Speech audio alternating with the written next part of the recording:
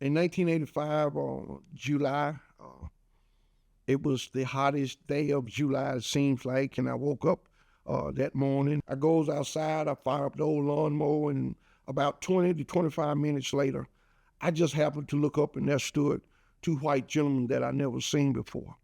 I cut the lawnmower off, and I said, "Can I help you?" And one of them replied, "We're looking for Anthony Ray Hinton." And I said, "That would be me. How can I help you?" Then they identified themselves as two police from the Birmingham Police Department. And I said, "Okay, how can I help you?" And they said, "We have a warrant for your arrest." And I said, "For what?" And one of them replied, "We'll tell you that later. But right now, we want you to put your hands behind your back." I complied. I put my hands behind my back. They put the handcuff on me and proceeded to put me in the police car. And I said, "Hold up. At least allow me the opportunity to go in and tell my mother I'm being arrested for something." And one of the detectives said, "We can't let you go inside." We argued for about, I would say, 2 minutes. And finally, the other detective said, "Let him go in and tell his mother he'd been arrested." I goes in and I show my mother the handcuff. And like any good mother, she began to scream and holler, "What are those handcuffs doing on my baby?"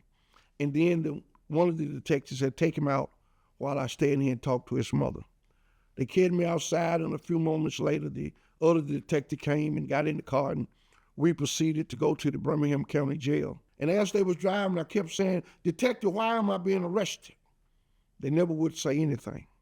I must ask these detectives at least 50 times, "Why am I being arrested?" And finally, on the 51st time, I asked, "Why am I being arrested?" And finally, this seemed to set the detective off that wasn't driving. He turned around, he looked at me. He said, "You want to know why we arrested you?" I said, "Yes." He said, "We're going to charge you with first-degree robbery, first-degree kidnap, first-degree attempted murder." I said, "But I haven't done any of that. You got the wrong person." He said, "Let me tell you something right now. I don't care whether you did it or didn't do it."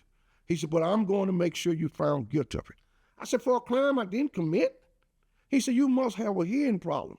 Didn't I tell you I don't care whether you did it or didn't do it?" And as we drove just a little bit farther, he turned back around and he said, "There's 5 things that are going to convict you. Would you like to know what they are?" And I said, "Yes." He said, "Number 1, you're black. Number 2, a white man is going to say you shot him. Whether you shot him or not, I do not care." He said, "Number 3, you're going to have a white prosecutor. Number 4, you're going to have a white judge. And number 5, you're going to have an all-white jury." And he said, "Do you know what that spells?" And he repeated the word conviction, conviction, conviction, conviction, conviction.